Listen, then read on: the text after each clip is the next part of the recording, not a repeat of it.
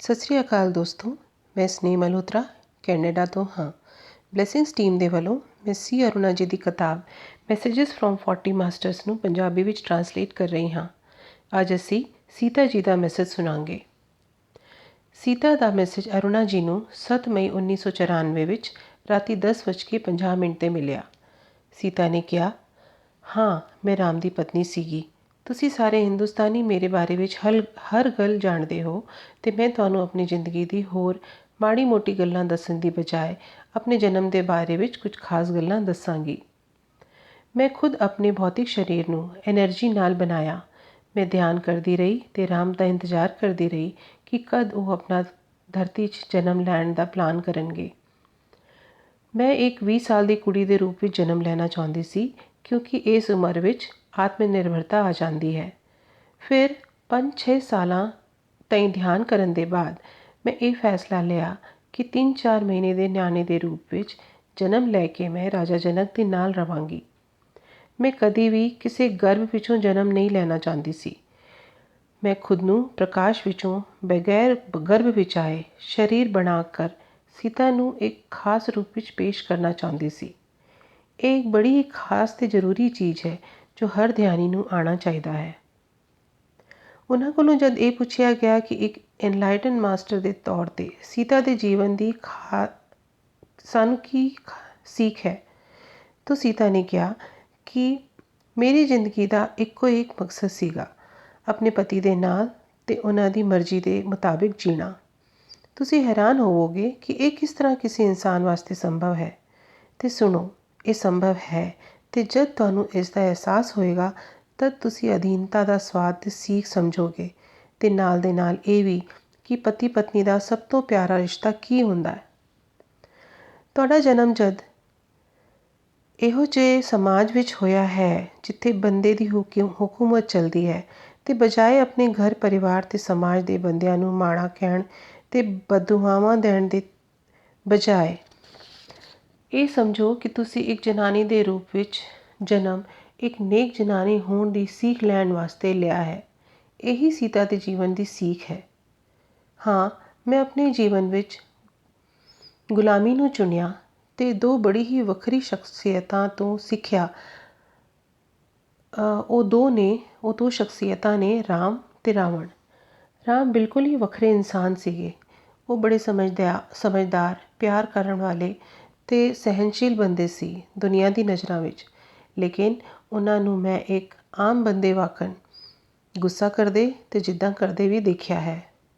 ਲੇਕਿਨ ਇੱਕ ਰਾਜਾ ਹੋਣ ਦੀ ਵਜ੍ਹਾ ਨਾਲ ਉਹਨਾਂ ਦੀ ਇਸ ਆਦਰਸ਼ ਛਵੀ ਨੂੰ ਹੀ ਉਜਾਗਰ ਕਰਨਾ ਬਣਦਾ ਸੀ ਦੁਨੀਆ ਦੇ ਸਾਹਮਣੇ। ਅਤੇ ਮੈਂ ਆਪਣੇ ਨਰਮ ਸੁਭਾਅ ਦੇ ਮੁਤਾਬਿਕ ਆਪਣੇ ਆਪ ਨੂੰ ਰਾਮ ਦੇ ਅਧੀਨ ਹੀ ਰੱਖਿਆ। ਨਾ ਕਦੀ ਕਿਸੇ ਦੇ ਸਾਹਮਣੇ, ਨਾ ਕਦੀ ਇਕੱਲੇ ਉਹਨਾਂ 'ਤੇ ਗੁੱਸੇ ਹੋਈ, ਨਾ ਕਦੀ ਕੁਝ ਬੋਲੀ। ਮੈਨੂੰ ਆਪਣੇ ਆਪ ਨੂੰ ਇੰਨਾ ਦਬਾਉਣਾ ਸੀ ਕਿ ਸੀਤਾ ਦੇ ਰੂਪ ਵਿੱਚ ਕਿ ਮੈਂ ਪਾਗਲ ਹੀ ਹੋ ਜਾਂਦੀ ਜੇ ਮੈਂ ਆਪਣੇ ਜਨਮ ਲੈਣ ਤੋਂ ਪਹਿਲਾਂ ਧਿਆਨ ਨਹੀਂ ਕੀਤਾ ਹੁੰਦਾ।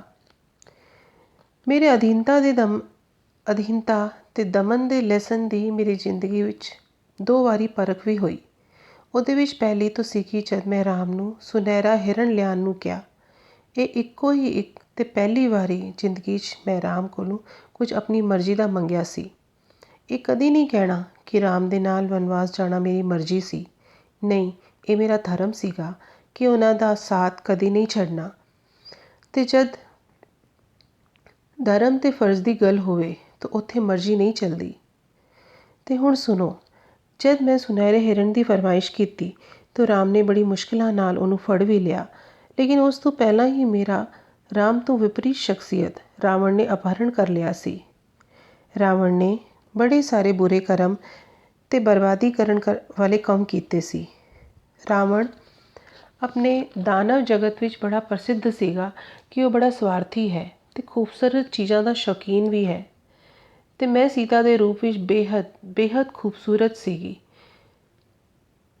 ਫਿਰ ਰਾਵਣ ਮੈਨੂੰ ਕਿਵੇਂ ਆਪਣਾ ਬਣਾਉਣ ਦੀ ਕੋਸ਼ਿਸ਼ ਨਾ ਕਰਦਾ। ਉਹ ਮੇਰੇ 'ਤੇ ਵੀ ਆਪਣਾ ਇਖਤਿਆਰ ਕਰਨਾ ਚਾਹੁੰਦਾ ਸੀ। ਲੇਕਿਨ ਰਾਵਣ ਦੀ ਇੱਕ ਖਾਸੀਅਤ ਸੀ ਕਿ ਉਹ ਹਰ ਖੂਬਸੂਰਤ ਜਨਾਨੀ ਜਿਹਨੂੰ ਉਹਨੇ ਆਪਣੇ ਕਬਜ਼ੇ 'ਚ ਕਰ ਰੱਖਿਆ ਸੀ, ਉਹਨੂੰ ਕਹਿੰਦਾ ਸੀ ਕਿ ਤੁਸੀਂ ਖੁਦ ਅੱਗੇ ਹੋ ਕਰ ਸਮਰਪਣ ਕਰੋ।